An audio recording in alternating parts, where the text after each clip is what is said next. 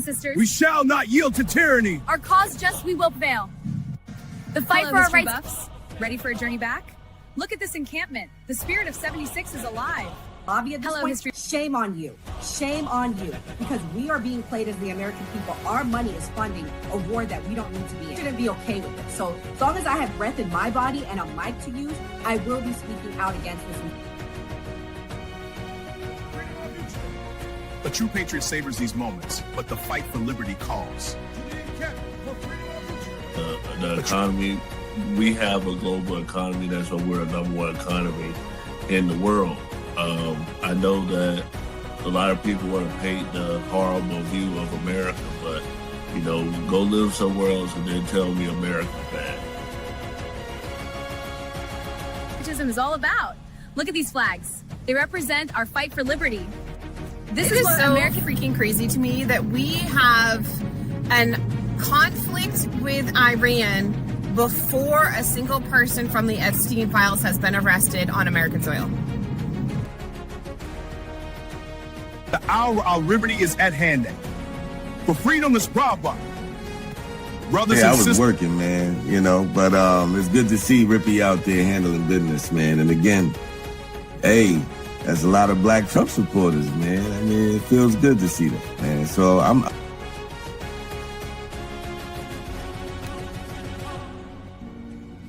My fellow patriots, the hour of decision is upon us. Let us march forth with courage to secure our liberty. A real coach. People are getting sick of it. The moment a celebrity steps slightly outside the leftist approved narrative, they get attacked. Chili from TLC gets heat over allegedly donating to Donald Trump. For liberty. The British advance. We must act. Our supplies are low, but morale is high. Then we fight for liberty. Payne's work captures the spirit of we fight for independence. With Welcome to my. that said they were anti-war. I think they said no new wars. Yeah, they voted for a president that was not going to start any new wars. And what's funny to me is that not only were you lied to, not only did this man start this and get out of the Freedom. Greetings from the encampment. The spirit of liberty is strong. We will fight for our rights and our freedom. Just in order to get the Greater Israel Project accomplished, you have to kill people. That's why it's wrong. Killing people is wrong. Full stop. So you can try to make sense of it with, well, it's a threat and this and that. There's no greater threat than the United States empire. Vocabulary up because I'm throwing out words like hubris, acquiesce, verbose. What are you going to do about the dichotomy of the nuance?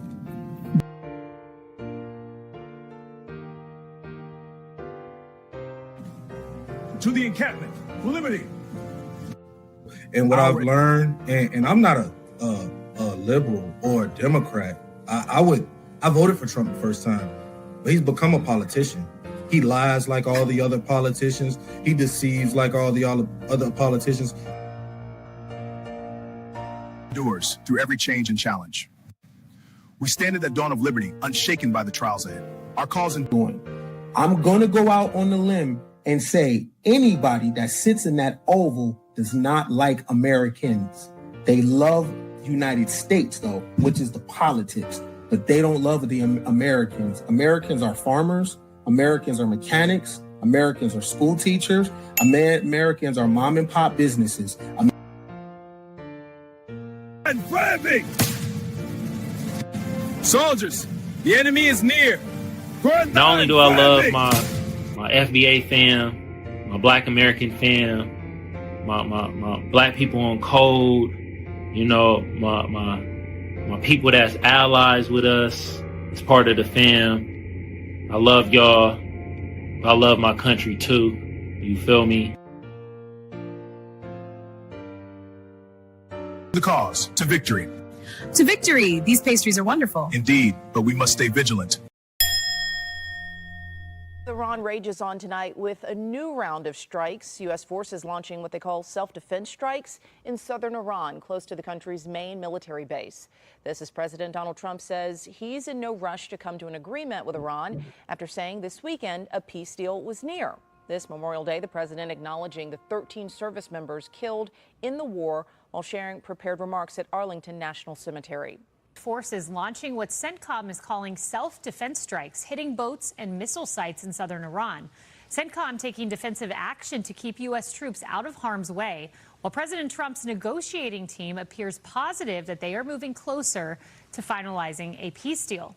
Meanwhile, Fox can confirm that the president will host his cabinet at Camp David tomorrow for a high-level meeting. Though the White House confirmed the gathering, no additional details have been offered, and we will bring you any information as soon as things come in. Disclaimer. The views and opinions expressed on this panel show are those of the individual speakers and do not necessarily reflect the views or positions of this channel, its affiliates, sponsors, or production team. This content is intended for informational and entertainment purposes only. Viewer discretion is advised. We encourage respectful dialogue and critical thinking around the topics discussed. Party. Why I like the new party? Number one, it's a group of people that's on a panel. We all have differences, but we all basically still come together at the end of the day. The new party for me is about unity. The new party for me is about educating people to the truth, letting people know what's been going on in our country. With that being said, shout out to the new party, man. We're going to keep it going with y'all. Welcome to the new party. I'm Gray Mars. What's going on, Doc? Saludo from Chicago. I'm Kim. What's going on, Chad Casso? For sure. So as you can see, we're talking about the Iran war still. So I'm gonna let Marco Rubio say what his thoughts on Iran. They're going to be open one way or the other. So they need to be open. What's happening there is unlawful. It's illegal. It's unsustainable for the world. It's unacceptable. I don't know of any country in the world that does it. The Russians are not in favor of a tolling system. The Chinese are not in favor of a tolling system. I mean, there's no country in the world that's in favor of a tolling system except the regime in Iran. So that's not acceptable. That cannot happen. The straits need to be open, unimpeded, without tolls, and obviously that needs to happen immediately as soon as anything's agreed to. Well, look, I think our position is well stated. The president had a very important, I think, historic call just a couple days ago with a number of leaders from the region. I think there's strong alignment and agreement on what a preliminary draft should look like. I think that, like anything with something like this, it's going to take a couple days to settle on, even down to the disagreements over a word, sentence. So we'll have to work through that. If there's going to be a deal, we're going to have to work through that. But this is, it's either going to be a good deal or there isn't going to be one. Doc, what's your thoughts on the peace deal? You said hard to get a peace deal with the things Trump want to happen. I think I've been critical of always saying that I don't believe in a war in Iran. I don't think there is any good reason for American sons and fathers, mothers, sisters, brothers to die. And I think it's a little bit crazy. I don't think people realize how crazy it is to say, I'm going to go halfway around the world and tell people how they can govern their region of the world, the things they can and can't do. To me, that's a little crazy. But also, as somebody who has been to combat, I also understand that if you're there and you're committed, you need to be fully committed, because being halfway committed also causes American soldiers their lives. And that's just a reality. When you think that you're halfway in and halfway out, there's still somebody else who's standing there. The government may be halfway in, halfway out, but that guy who's standing over there and he's sitting on that ship and he's got his boots on the ground, he's fully committed. So I think as a country, we need to find out, are we fully committed or which direction are we going in? And we need to move in that direction. So it's so much nuance to stuff like this, because I understand being a young kid over there and not knowing what's going on fully. Like, we weren't fully involved in the politics and we were just taking orders. So it's a complex situation depending on what level you're looking at it from. You know what I mean? If you're looking at that from the top, when you're at the bottom, it looks totally different. So they said these last strikes from the U.S. were actually self-defense strikes. Yeah, breaking news. Explosions rock Iran. U.S. Central Command just confirming that U.S. forces targeted Iranian military facilities responsible for launching a series of attacks against American warships in the Strait of Hormuz. Iranian state media had reported blasts that were heard in the border city of Bandar Abbas. That's home to a key Iranian naval and air base along the strait. Iranian state media also reporting explosions in other cities as well. The attacks coming as intense discussions are underway tonight to end the war in Iran, but a deal is not in place. Iran's top security official declaring tonight, quote, "There will be no retreat." Okay, Casso, you got the chat jumping, the bridge party. What's your thoughts on the self-defense missiles? And since this is your first time calling a new part talking about Iran, what's your thoughts on Iran overall?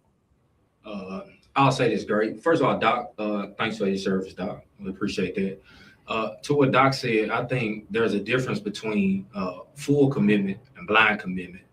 Unfortunately, we've been Americanized in a way to whereas we're okay with blindly committing to anything that politicians want to do. I don't support the conflict in Iran at all. I think that America's falling apart. And if we can spend $1 trillion in the Middle East, boom, boom, in schools with little girls in them, we can invest some of that money here in America and make a real investment in America's infrastructure, education, healthcare systems, just things that make life easier for American people. And the problem that I have with the whole conflict, all of the conflicts that President Trump has been involved in, is he ran on this promise that he was going to put America first, and he duped a whole bunch of American people, and he's done the exact opposite of that. So my position in terms of the conflict, Gray, I don't agree with it at all. In terms of them saying that they're over there taking defensive mechanisms, I don't believe that either. It's hard to believe anything that's coming out of this White House. It's hard to believe anything that mainstream media in America is spilling out to us right now, because we know that the Trump administration and all of his YT or white nationalist buddies has mainstream media in the headlock right now. So I don't believe it. Okay, so Trump is trying to force countries to take on the Abraham Accords. Trump is now demanding that all of the countries involved in negotiations with Iran have to join the Abraham Accords, one of his most insane demands yet. All of the countries would have to pay a massive premium, immediate normalization with Israel, and according to multiple sources, Trump's demand was met with literal silence. The Arab leaders were so stunned by the audacity Trump had to make this request that Trump himself had to break the silence with a follow-up, "Are you still there?" On Truth Social, he said it should be mandatory that all of these countries, at a minimum, simultaneously sign onto the Abraham Accords. He mentioned Saudi Arabia, Qatar, Pakistan, Turkey, Egypt, Jordan, and Bahrain as targets. He warned if they refuse, they should not be a part of this deal because it shows bad intention. He even dangled Iran's own potential membership, saying if Iran signs the agreement with me, it would be an honor to also have them as part of this world coalition. This would require all the countries to recognize Israel and normalize relations as a condition to ending the war. This is such an insane ask because Saudi Arabia, Turkey, Egypt, and others on that list have publicly conditioned any normalization on a credible and irreversible path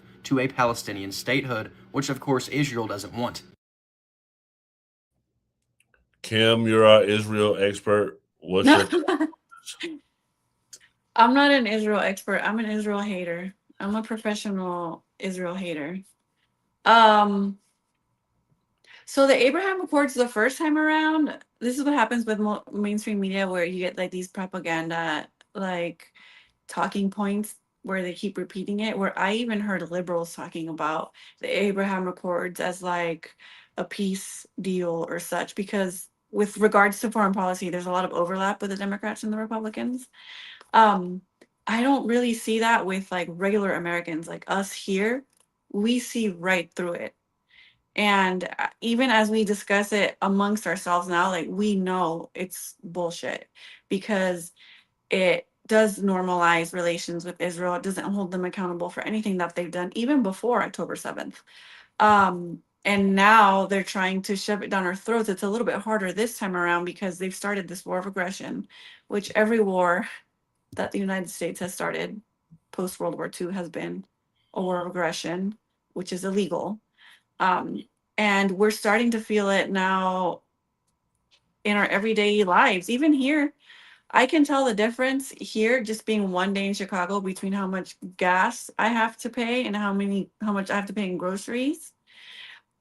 We feel it more like in the liberal cities and on the coasts, but everything's getting really expensive. Everything's getting really divisive. And even when I see these polls that I think 50% of Republicans still support Trump, I don't even know where these people are. Like, what's going on? These polls are biased. The best thing we could do right now, which would be, it sounds impossible, but Donald Trump has to take an L. And this guy is the biggest egomaniac to ever exist on the face of the earth. So our livelihoods, our future rests on the biggest egomaniac taking an L. I don't see how that's going to happen. Israel has him by the balls, and not even, he's getting cucked, honestly. Like, I don't even know what else to say. I've already said it. I don't know. Everybody vote third party, because even if it would have been Kamala, it would have been more maybe like a Libya style democratic foreign policy here. So vote third party.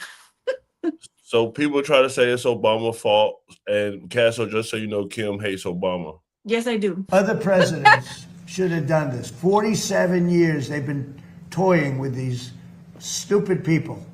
In many cases, stupid people. This should have been done by Obama. He went the other way. He was giving them cash. He sent plane loads of Boeing 757, took the seats out, and put green cash, $1.7 billion in the plane. Every bank in Virginia, D.C., and Maryland was stripped of their cash. They took out all the cash from the banks. They put it into He doesn't a know what plane, he's talking about. a Boeing 757 packed with cash. And they flew it to Iran, and they let these guys just, I don't know what the hell they did with it, but they took it and then gave them billions and billions of dollars and bribed them basically to be friends. And after giving them tens of billions of dollars, they screwed Obama, okay? That's not the way we play, no. Trump has We do it the Obama old-fashioned derangement way. syndrome. And they should wave, they're very proud. Maybe you won't see a white flag, but essentially that's already what they are. So, Castle, you're progressive. What do you say when people say Obama is the reason that we're in this whole Iran situation? You muted. Well, I'll say this, Kimberly, you hurt my spirit with the whole anti-Obama thing. I thought I had an ally in you on the left, but Aw, come on. You can call me Kim. You can call me Kim. That's a cool name, Kimberly. You on the far left. Yeah, you're on the far left. I'm somewhere towards the middle, I see. But ask me the question again, Gray. You do TikTok lives, and I know a lot of the times when people come up, they'll say, "Oh, well, Obama did this, Obama did that, Obama did this." So, What is your comment on people saying Obama is the reason that Trump has to deal with Iran? Like that, Obama should have handled this whole situation when he was in power. Right, Obama did handle this situation. If I'm not mistaken, Obama signed the JCPOA, and it was a fantastic deal.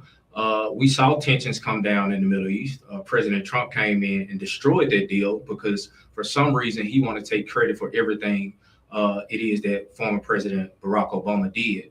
Now, him and his billionaire arrogance thought that he could destroy the JCPOA, go back in with basically the same deal, and the Iranian people would accept it, and they've rejected it. And now we find ourselves on the outside looking in, trying to figure out how, the Republican administration, find themselves on the outside looking in, trying to figure out how they're going to bring this particular conflict to an end. But I think everything's just playing into how it should play. We're in the midst of de-dollarization. We see BRICS running wild. We're losing our global position as a nation of people. We have proved that American democracy come with army, tanks, militaries, planes, bombs, and unallowed or dead children in schools.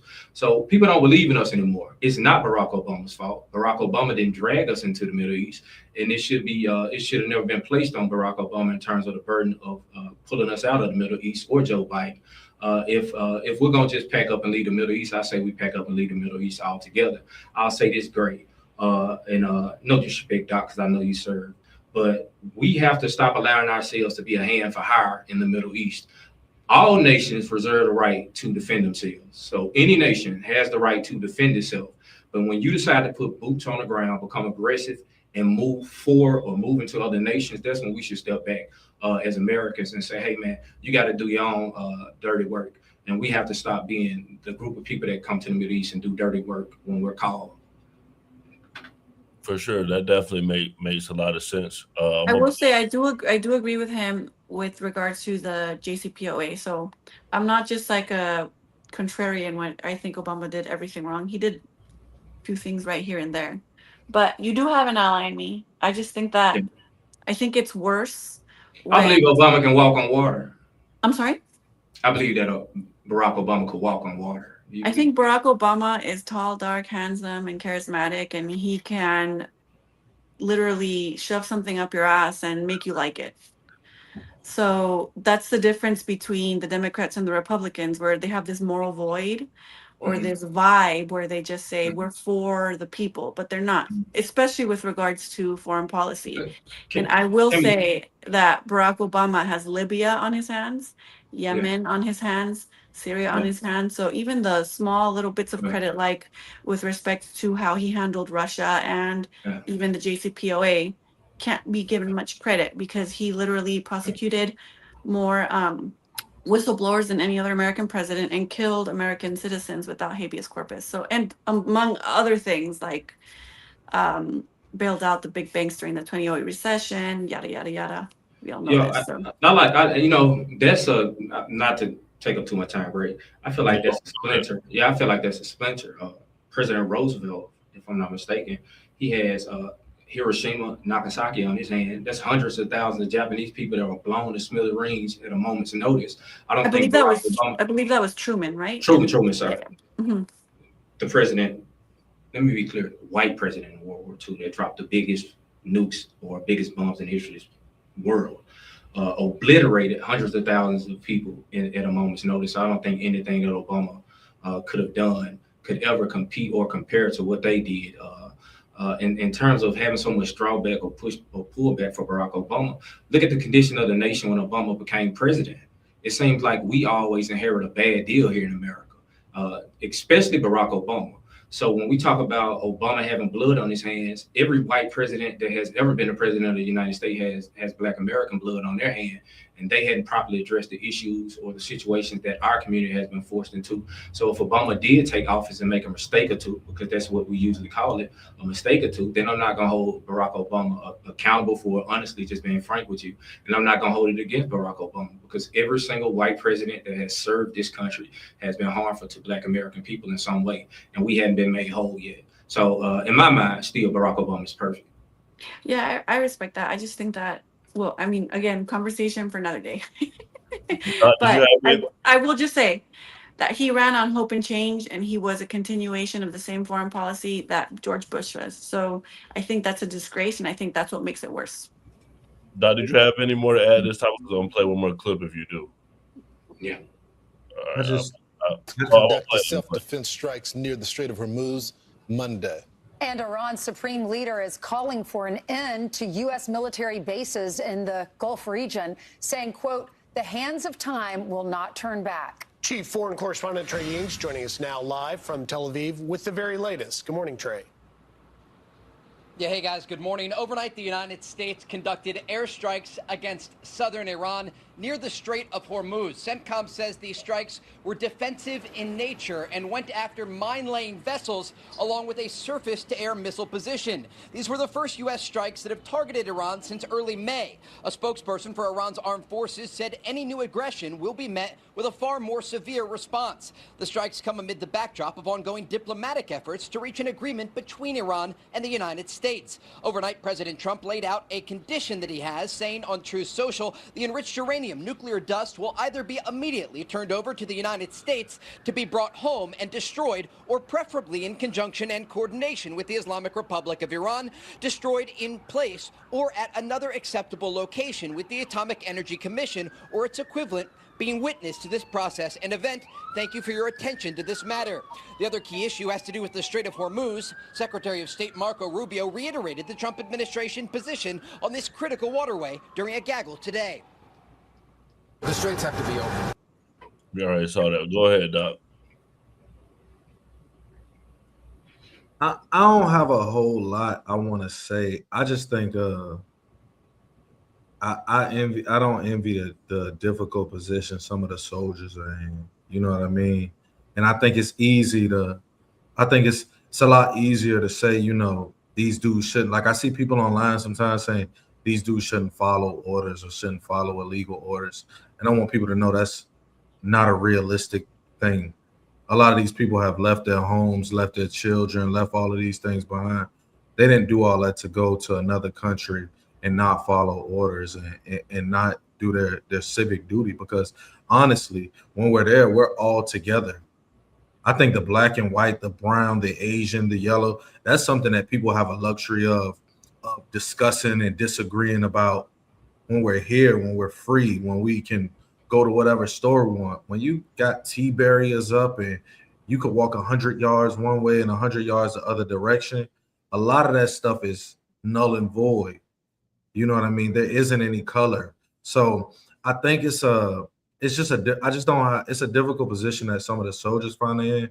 And I think people don't realize how difficult that position is, because everybody lies and says that, oh yeah, I was out there and I was, bro, it's a lot of cooks and cleaners. And I'm being real, Gray. Am I lying? No. Everybody will tell you I've really been out there. I post my DD214. I send you the awards that's on there. You know what I mean? And I think for those dudes, it's a difficult situation. And I think it's easy for people. No one will truly understand how difficult the situation is. You know what I mean? Like, so it's a difficult situation. Governments are weird, are fucked up like that. Like a lot of governments are fucked up like that. And Ricky Beaver says not all was lying. Ricky, they lying. I'm here to tell you. The dudes who don't lie, they usually wouldn't tell you about it. They'll just, crack jokes about it. That's that PTSD kicking in for them. But no, that's facts. But I just think it's a difficult situation. And I'm against the war in Iran because I don't think anything that they got is a good reason that American sons should die. I know what it feels like when you see somebody who's never gonna see their kids again. And we work with these people, but like me and Gray, we've been friends since I was 19 years old. Like I know his kids, I know his family. All of the dudes we hang with, we know their kids, we know their family. So it's just a weird thing, like, you know what I'm saying, for those dudes. You know what I'm saying? So, and Doc, can I respond to you if you don't mind?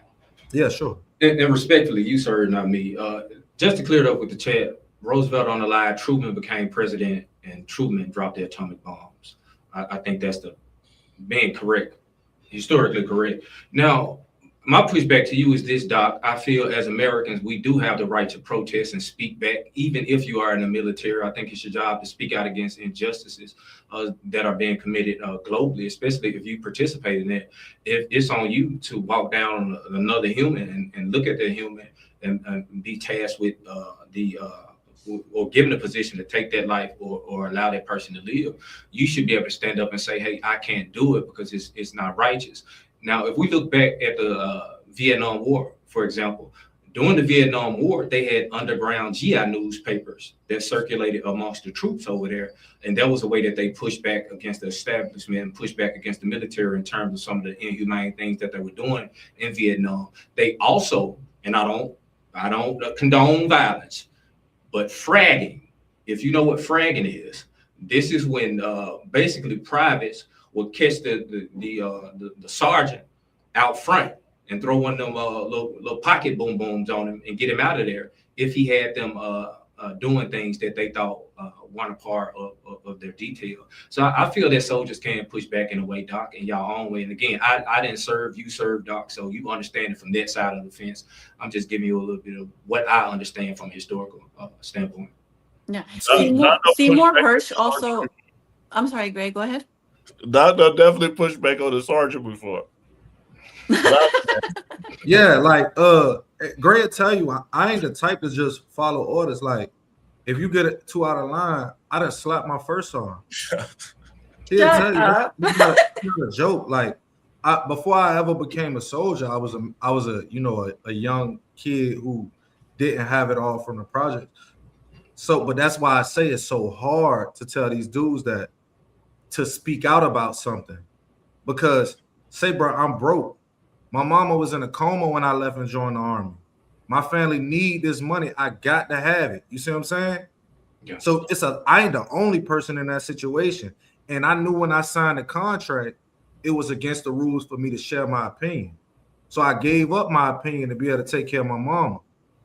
You see what I'm saying? So it's a lot of dudes, more dudes than you think in them situations. And I ain't saying that's right. I'm saying life is about choices and it's tough. You see what I'm saying? And I got younger siblings. I got a mama who can't walk. She in the hospital. And they looking at me like, you got to get it done. You see what I'm saying? That's where I was at when I was a younger kid. You know what I'm saying? So it's a lot of people with a lot of stuff going in their life. And you won't see that in the uniform because that ain't none of my business. When you see me, it's just the uniform. I button it up. I do my job.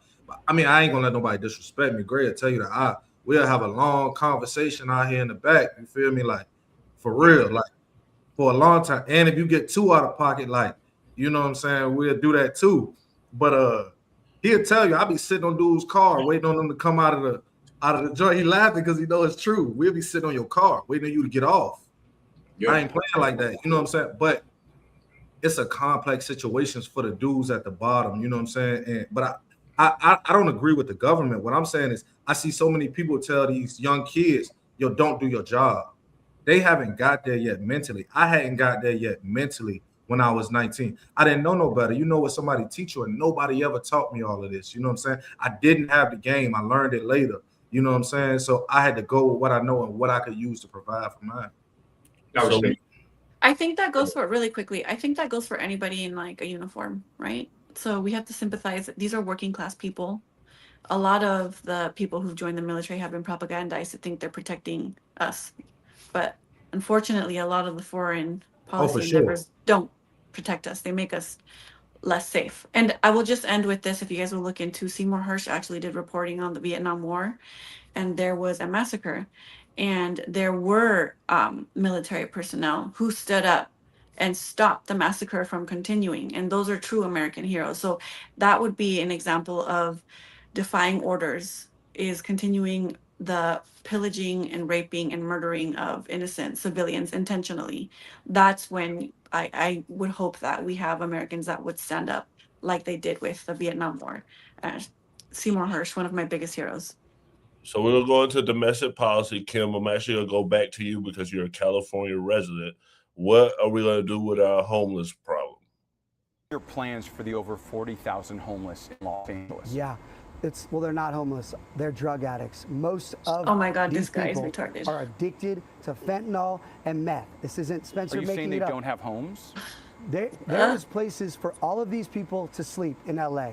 No matter what anybody tells you, we have housing and shelter for everyone that's living on the street. They are choosing to be on the street because they want to do drugs. They don't want rules. They don't want to listen. They want to have animals to abuse. This idea that they're forced on the street right now is a lie that our city is perpetuating. We've paid $24 billion to house these 40,000 people. There's spots for all of these people. They are choosing because they're an addict, and you can do fentanyl and super meth on the sidewalk with no repercussions. These places are not as they have to follow some rules. You can't torture a dog in some of these houses. You can't just attack people. You can't just be naked. Where are you going to move? Well, I just released a 9-minute video, so you can. I think I saw your video. Yeah, so it's very detailed. But it's going to take time to build the facility and money. No. How fast? Kamal knows what's up. These people can literally. I went to Washington and I saw miles of the most insane prefabricated housing and building. I asked all the CEOs of these companies, say, how long does this take? I met with FEMA and HUD,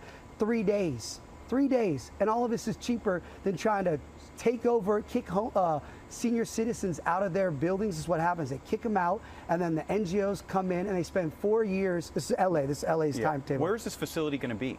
It's on beautiful federal land property. Where, in LA County? Well, when I'm mayor, I'll go meet with the federal government and I'll get the property. Right now, I'm just running, so I can't give you the exact address because I don't have the legal responsibility to go represent Los Angeles and say, can I have this land? But when I'm mayor, I promise you, because we have the Olympics coming and everybody in the government wants LA to be the #1 most beautiful city, they will work with me to give me the land I need. So you're going to move these 40,000 people somewhere, and you're going to have this facility up in, you said, how long? Here's what you got to realize. 90 days? Let me explain something. These 40,000 people, 60% of them, City Watch just announced this week, are not from Los Angeles. They're not from California. These people have been bussed in by scam rehabs, scam NGOs, scam homeless nonprofits. I'm not even in LA. So. Unplug them and say, we're not taking our tax money anymore. They're all going to Seattle, where the mayor will welcome them. These are products to a lot of people. So the people that want to keep doing drugs and live on the sidewalk, a lot of these people are going to leave. The other ones, there's a lot of criminals. There's people that are getting naked in front of kids. They're going to jail. The people that are torturing animals, they're going to jail. So not everyone goes in the same box. So we have the money, I need an we have the antacid after resources, this. and we have the facility. All right, Kim, we know you're in Chicago, but you were just in California, LA specifically. Is any of what he's saying true? I'm sure there's like a kernel of truth with what he's saying here and there. I did an episode with the Ratchet Christian on her show with respect to LA City mayoral race. I highly recommend you guys please go watch it, like it, follow the Ratchet Christian. This guy is a retard. He's probably worse than Trump. Like, he even talked about, he said that if he wins the mayoral race, he's gonna start, he already has a contract for a freaking reality TV show. Oh, it's like, what are we doing here? This guy's retarded. Out of the top 3, TLDR, Nitya Raman is better on homelessness and policing. But she's still establishment Democrat. Her husband's like big media. She's big media backed. She's wishy-washy on Israel, things like that. But at a local level, she has the power to affect homelessness and policing. That's what a mayor has the power to do. And I think Nitya Raman is where it's at. The fact that the Democrats are running Karen Bass, which if you vote for Karen Bass, you hate LA because Karen Bass hates LA.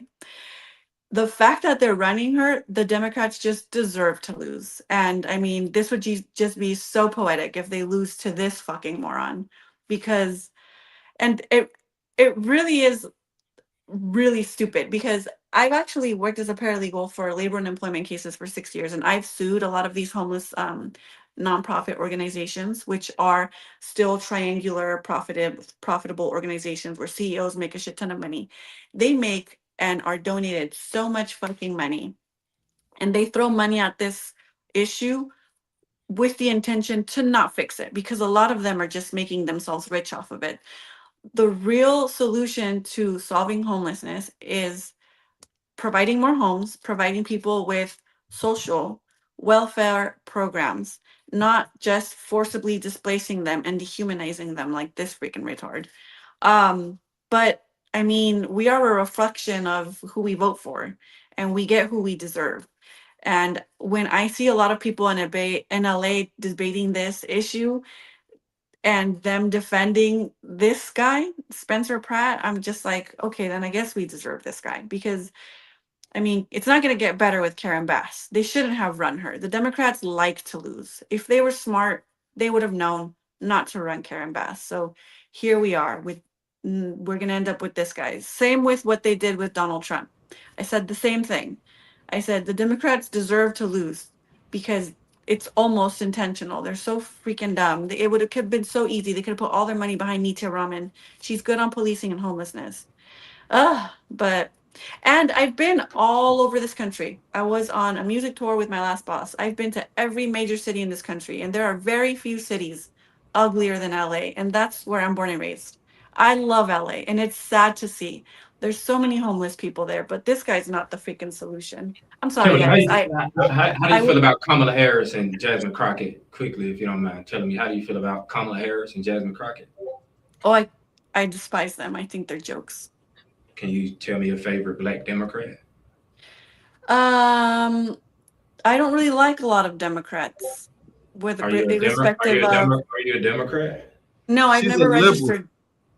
I'm a leftist. I'm a leftist. She's a and I've- liberal, but she's not a Democrat. You Kim vote hates Democrat? everybody pretty much on both sides, but she likes liberal politics. So she you like a liberal. Bernie Sanders AOC type of progressive or liberal? I think Bernie and AOC are better on domestic policy, but they have completely sold out to the Democratic establishment. There's no reforming the Democratic Party. We've tried it. Who do you like? I'm sorry? Who do you like? Last Who do you the- like? L-I-K-E. Who do you like? Okay. You don't seem to like Democrats. Who do you like? I like Butch Ware. I voted for him in the last presidential election with Jill Stein, and I voted for him in the primary for governor in California. And he's black. She votes third party. Okay. I was just maybe I misunderstood. I thought you were a Democrat, but you're not. You're a third party voter, so I get it. I understand. Yeah. I like Butch Ware.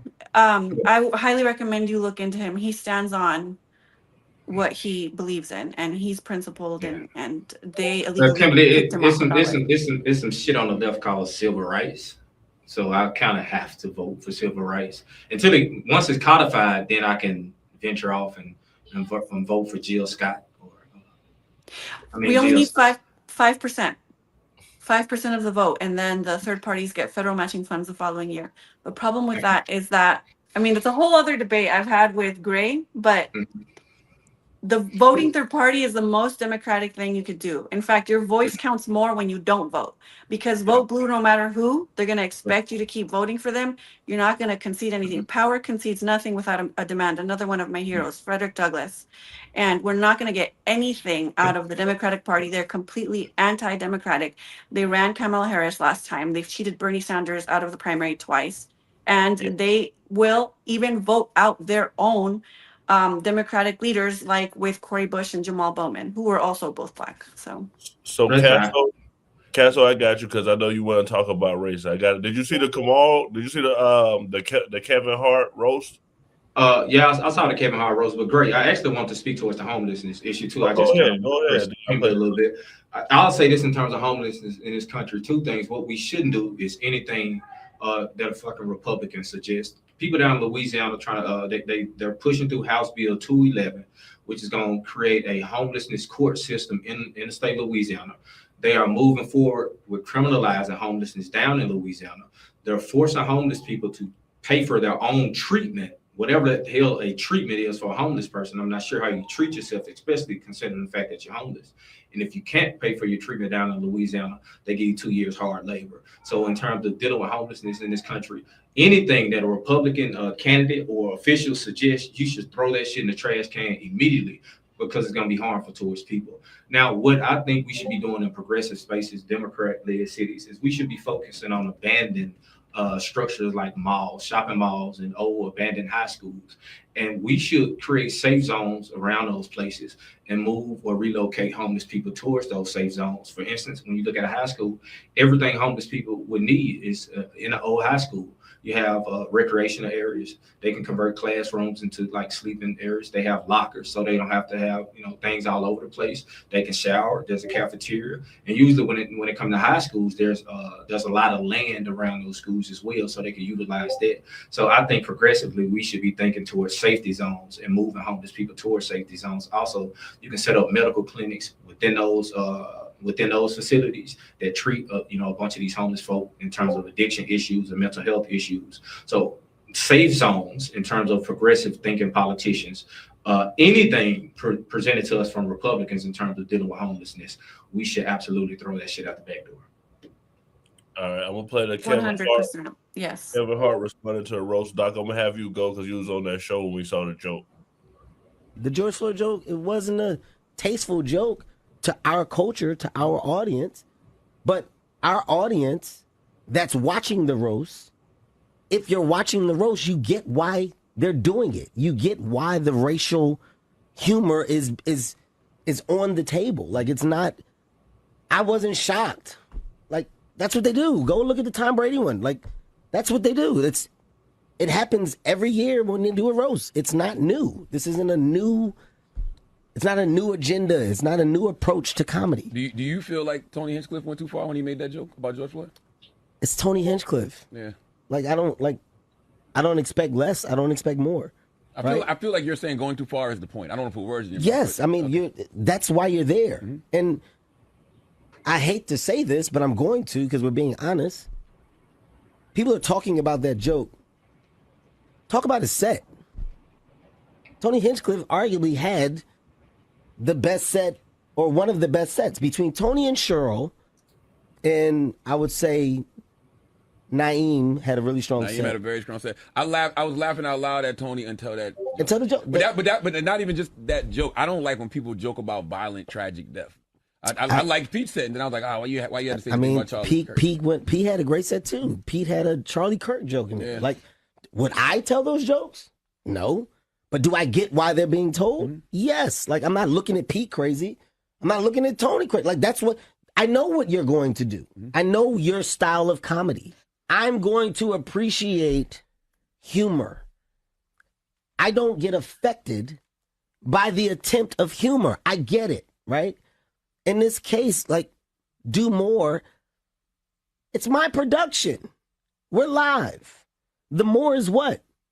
Like, what is it that you expect me? You want me to take a live production and stand up and fight Tony or have a reaction? Like, Tony told a joke. It wasn't a tasteful joke to us. We didn't like it. Okay. Hey, man, fuck that joke. We move on. I don't understand why we stand on a hill and it becomes like this big thing of like, oh, man, the motherfuckers, they do this and they're attacking the culture. It doesn't have to be that. It literally is either you're a fan of this level of content or you're not. And if you're not a fan, then you don't watch it. So, Doc, yesterday on Memorial Day was the death anniversary of George Floyd. How do you feel about Kevin Hart's response to Tony Hinchcliffe's joke at his roast? Man, they scared Kevin Hart up with that little cancellation shit when they went back and started looking at his social media. That nigga put his tap dance shoes on since that day, and he ain't stepped out of line since. I think it's a real thing to realize once black dudes or African American men in this country make a certain amount of money, they castrate them from having a solid opinion and maintaining their respect. That's a real thing. Like, brother, if somebody gonna say something to you in front of the camera that they wouldn't say to you walking down the street, they shouldn't be allowed to say it. Now, if Tony Hinchcliffe was a bad enough motherfucker to say that joke on the streets and that's how he talked and moved in his regular life, I could respect it. You know what I'm saying? Because he out here, he willing to do whatever it is that come behind that. You see what I'm saying? That's a different thing. But Kevin Hart just be out here tap dancing and singing and singing Negro spiritual because he's afraid to go back to whatever status it was before he became this megastar. And I think that's the reality of a lot of black men who make this type of money. They put you in dresses, they get you up there, they disrespect you. Part of it's supposed to be disrespect, but like I told someone before, like, if a white person called me nigga, yeah, I'm gonna slap him wherever we at. You know what I'm saying? But I might not get into the disrespect war because I have white friends that I wouldn't want to see me in that light. You know what I'm saying? I'm not gonna never go. I'm gonna whoop your ass. You feel me? Because you got an ass whooping coming. But that ain't me. That ain't my character. You see what I'm saying? So I wouldn't do that because that just ain't my round. That ain't my arena. I ain't going for that though. You know what I'm saying?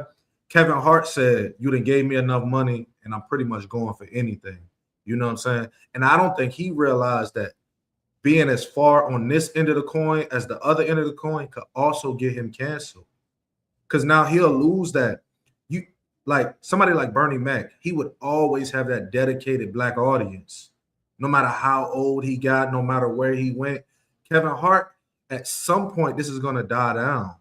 You know what I'm saying? At some point, it's getting watered down now. Everybody say Kevin Hart come off a little corny. You know what I'm saying? He a little nigga in tight jeans. You know what I'm saying? So it's just a reality that he doesn't. I don't think he's realizing you can be canceled for for the alternative, for going too far the other way. There's nothing wrong with saying, hey, yo, a joke was inappropriate, but we live, so I couldn't be the nigga I wanted to be. He trying to justify it. You could have cut it off right there. I might have talked to him backstage about that. You know what I'm saying? He out here like, why we gotta be niggas? Because we niggas, Kevin. You know what I'm saying? And we ain't going for that. You know what I'm saying? Sometimes you gotta say we ain't going for that. And it's a certain amount of respect. And I think Kevin Hart's gonna realize that you're gonna be going somewhere and now you're gonna lose this respect that people have for you. And they're gonna try you and treat you all type of ways. And you're gonna find yourself now having to prove something. So he went at the girl that was on Breakfast Club. He tried her by her documentary on George Floyd. I know your style of comedy. Did you see the interview that I did with Terrence Floyd, George Floyd's brother? No. So he said no shot to you. No, okay. that's look. I'm never watching it. That's fine. I just want to be clear. I'm never watching that. I only brought it up. Even now that you told me, I'm not going to go back and go look at that interview. Because he's a fan. But I just want to make it clear so you understand what I do with my time. Like I'm never doing that. Okay, go ahead. I just asked because he's a fan of you. Mm-hmm. Casso, so you're big on race. How do you feel about the utter disrespect that people put at George Floyd? And, basically, do you feel like police brutality has been fixed in America? Well, no. First of all, fuck 12. You know what that means if you know what that means. Kevin Hart is a niglet pinata. And fuck him, fuck Stephen A. Smith, fuck Officer Tatum, and fuck that little black dude who y'all be having on the new party too. The one that's a bulletproof vest for Jake Long. Him. Fuck him too. You can line all these Republican Negroes up, take them out back, and give them a goddamn cornbread Slurpee for all I give a fuck.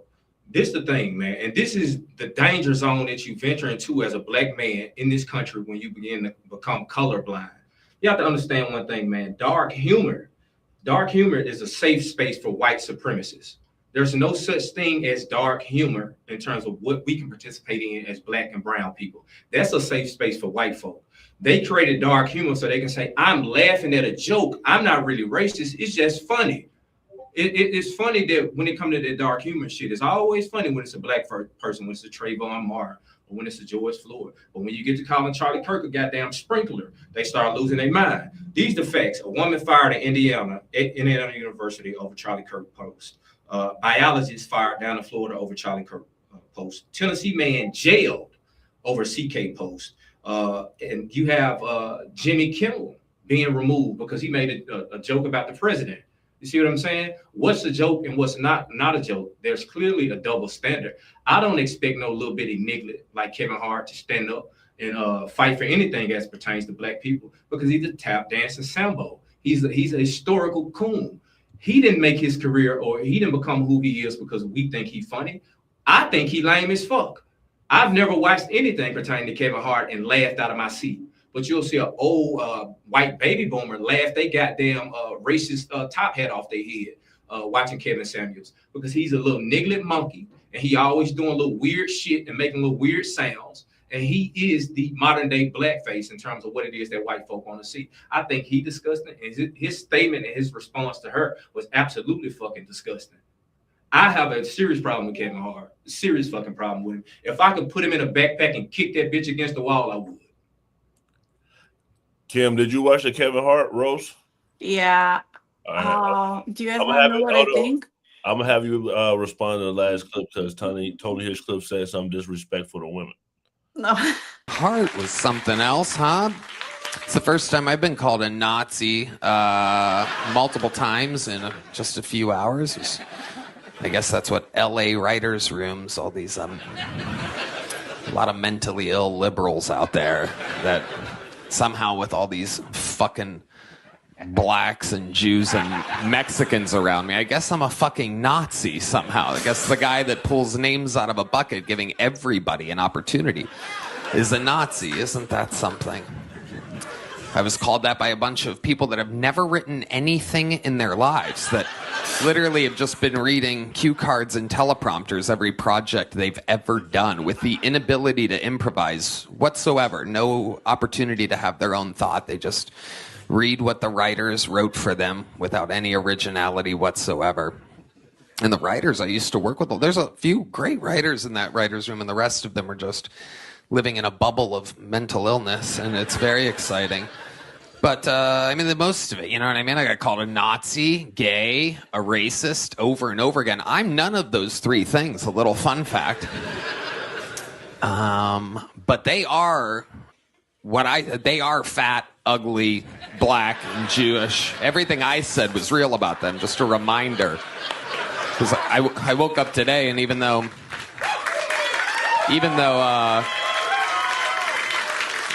every human that I've seen told me that it was unbelievable, there's news articles, because the news isn't real, nothing is real, that say that I got lit up by Chelsea Handler, which is very, very funny, because that's not what happened at all. You can't believe anything you see or read on the news anymore. You have to actually watch the thing for yourself.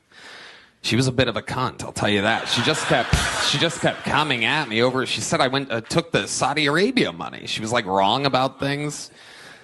The writers just didn't do her any justice. And then the teleprompter, the fun fact, the teleprompter only went down during my set, and it gave me a lot of opportunity to remind Chelsea Handler what she looks like and where her life is. Because she had it coming. You know, everybody wants to go up early in those things, and they put a lot of the people that they know will do good at the end, which is fucking bullshit, because some people turn off the television before that happens. And so what they don't realize, though, because they want to go up early when the crowd's all fresh, is that I'm sitting there watching what they're doing. So when Chelsea kept coming at me, I'm like, oh, I'm gonna fuck this bitch up. I mean, you're so loud. It was so rough. I woke up looking like Chelsea Handler. That's how rough my night was. I just had like that Botox swollen, inflamed face that just, you know, seems like you used to be successful 15 years ago and you're not anymore. You know what I mean? I just like felt like that. Worst feeling.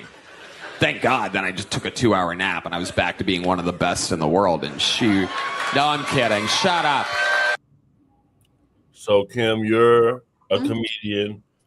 Also called you racist inside of the chat.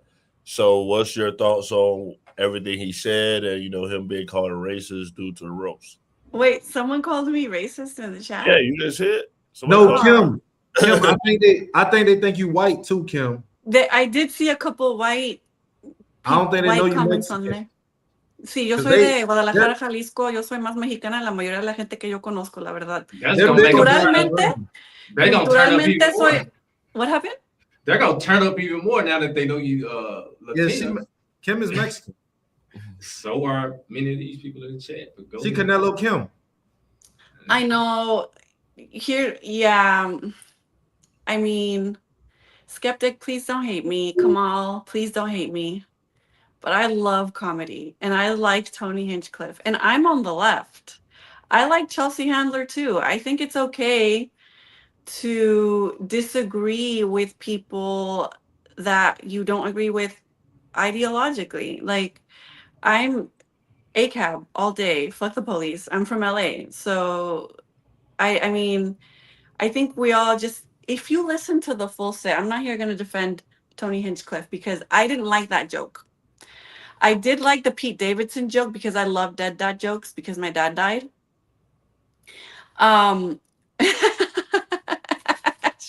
No, Kamal. So I just really like. I don't think he's funny. I got a joke. He just stand up and pull his fucking pants down when they come to any white boy. That's the real joke. Just stand up and pull your fucking pants down. See, I think my issue would be, Kim, is that I've heard him before, and now it's like, what else do you have? He's really good at roasting. He is really funny, and he is gay. He said he wasn't gay, but he's really gay. He doesn't have range as far as subject matter, which would be like one of my biggest things. His subject matter is so small: is race, and sexual orientation? Not really. So I actually do. I am a fan of comedy. I like Chelsea Handler. I don't like all her jokes. I can say that she's like a Zionist sympathizer. I can say that Tony Hinchcliffe is like a MAGA kind of a dumbass with respect to his politics. But he is really funny, and that's the point of a roast. If you listen to the whole set, I'm gonna sound like Kevin Hart, who, by the way, I'm not a fan of. I don't think he's funny, and I think he's really lost his funny because he lives in a bubble now. Like his whole part of the bit, if you guys watched the whole roast where he went off and talked about all the sponsors he has, I think it's just like his ego's overinflated and he's not able to relate to people anymore. His jokes are not relatable anymore. Nobody can relate to being super rich. It's not funny. But bringing it back to the comedy aspect, that's the point of a roast. And if you listen to his whole set, he was just giving one hit after another. Cheryl was too. I loved her part. Actually, I think hers was the best, I think, personally. And the way he ended it, I honestly cringed at the George Floyd joke. And I didn't like it, but we move on from it. We cringe, we don't like it, we move on from it. I think there is a conversation to be had whether there are limits, what those limits are, what we're able to tolerate as a society. But if you actually are a fan of Tony Hinchcliffe and you watch his show, if you watch his sets, he does have range and he does uplift a lot of Black comedians, disabled comedians, older comedians, female comedians. If you're funny, he doesn't care. Is he insensitive? Sure, but so is, I could say the same thing about Chelsea Handler. I'm not like gonna sit here and idolize people that I don't know. Just like I'm not going to sit here and idolize politicians. I think it's silly when we get offended when people criticize politicians. And I think it's silly when we get offended when people just, are telling jokes, which is the whole point of a comedy roast. And I'm not a comedian, but I did try open mic a couple times. I am really funny. And I did see a comment earlier where some girl said that I was laughing too much for her taste. I love to laugh. I'm always laughing at everything. And I think that comedic relief really brings out the humanity in us and can really bring us together. So I can sit here and criticize the George Floyd joke, but also say that Tony Hinchcliffe, his set was really funny. And I actually really do like him.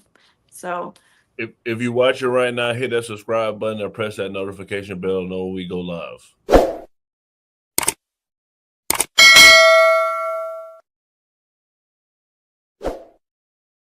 All right, Kim, ladies first, what's your final thoughts? am I in the big screen? I can't tell. Yeah. Oh, okay, cool. What happened with my bangs? Oh, my bad. I'm going to charge my laptop so I can start commenting back on here. Don't call me that, Kamal.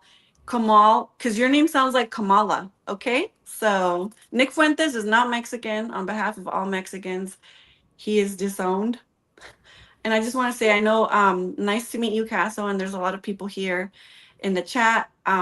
I've gotten into little disagreements with Skeptic. I really appreciate her point of view. I think we're all really ideologically aligned. But if I have any message for you at all, the book that really opened my mind was, I know you're clowning, Kamal, was Listen Liberal by Thomas Frank. And if you read that one, I have more book recommendations here for you. Catherine Liu, Chris Hedges, Glenn Greenwald, they're all stalwart lefties. We need to really break from the Democratic Party because the Democratic Party is not ideologically on the left. They're a disservice to us who are on the left, starting with Kamala Harris, Hillary Clinton, Barack Obama, all those big name Democrats. And yes, I count a lot of those younger generations like AOC. I think that we should be able to think past binary politics to actually really effectuate real change. And this whole Ralph Nader dilemma is a hoax. Voting third party is a waste of your vote, is propaganda. And I think that we first must get big money out of politics. And then after that, we can vote our conscience. We don't have to vote blue and we don't have to vote red. That's worse. But it was nice meeting you all. Saludos de Chicago. Y buenas noches. Okay, for sure. Casso, you were a great guest. We definitely have to have you come back on. Casso does lives with Skeptic, who comes on the New Party on Monday and Wednesday. Casso, what's your final thoughts? Well, I'm gonna say this. I appreciate you. I appreciate you, Gray. I appreciate you, Doc. I appreciate you, Kimberly. I don't really want to make my final statement too much about you, Kimberly, because I feel like you have a right to be able to respond to some of the things I'm saying. One thing I found extremely problematic, finding out that you were Mexican or of Latino Hispanic descent, and you had so much pushback for Jasmine Crockett when Jasmine Crockett is the only Congress person who really went boots on the ground for immigrants. In terms of getting inside of some of these facilities. There was a facility down in Texas where there was a measles outbreak. Jasmine Crockett went into that facility and brought attention to that. She also went into a facility and brought the 5-year-old child, Liam Ramos, out of that facility. So I think at least you could give her a head nod for being a person or a congressperson that spoke up and spoke out and actually went boots on the ground to help your community, even when she got a lot of pushback from the Black community for doing so. So I just encourage you, just to do a little bit more in terms of understanding and realizing that Black people, Black Democratic people are the main ally that you have in terms of being a part of the brown community in this country. People who follow me know what my MO is, man. I believe in Black and brown unity. I believe we have to organize politically so we can have some real true power in this country. And again, Kimberly, just try and at least give Jasmine Crockett credit for what she's been able to do in terms of helping your community, especially at a time like this. You can call me Kim, and I do appreciate that she did that. I will give her credit for that, what you just said. Yeah, I appreciate that. Okay, Casso, tell people where they can find you. TikTok, The Bridge Party, or you can follow me, subscribe on YouTube, Casso's Bridge, or with the S, CASSOS Bridge. And also, if you're in here and you believe in FBA South, comment at FBA South, because I saw one of these foundational Black brother men coming here calling me a teller. I'm not a teller, dog. My parents and all of my grandparents are Black American people, and they are descendants of chattel slavery. I know y'all watered the term tether down because when a person don't agree with you, you call them a tether. But I encourage you to stop watering that term down.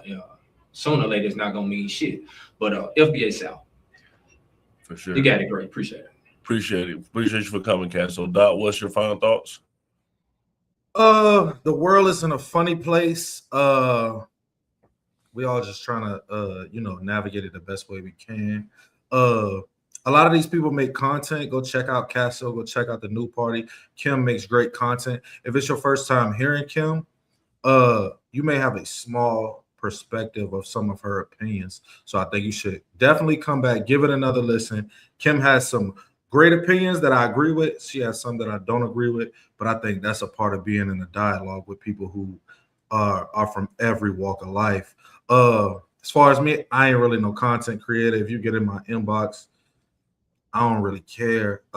Most of the opinions I share up here are opinions of my own, how I feel, what I think, and I don't really need no amen corner for that. So New Party, and get involved in your community. I think that's some things that people don't really understand, like Little League football coach, I do it. I go to the Boys and Girls Club, speak to the kids from my hood, I do it.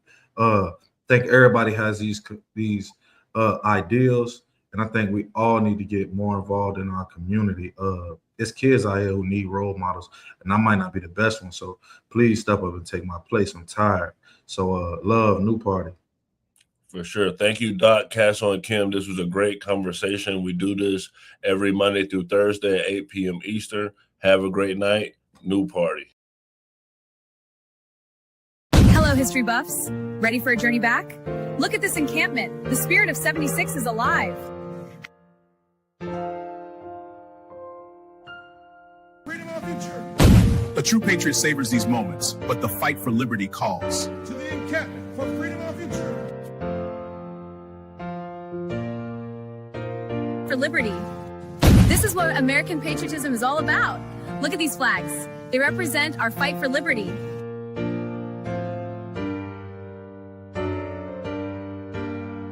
The hour of our liberty is at hand.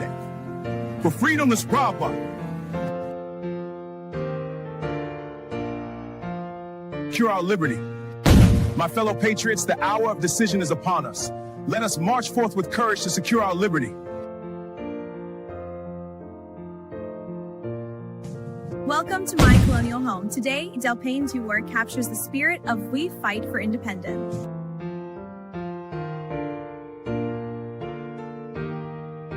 And our freedom. Greetings from the encampment. The spirit of liberty is strong. We will fight for our rights and our freedom.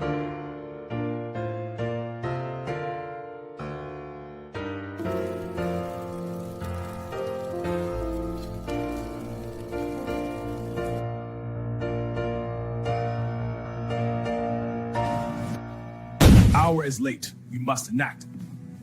To the encampment for liberty.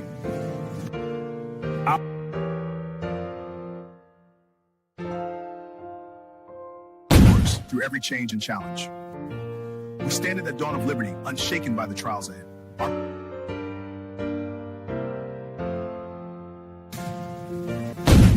Soldiers, the enemy is near.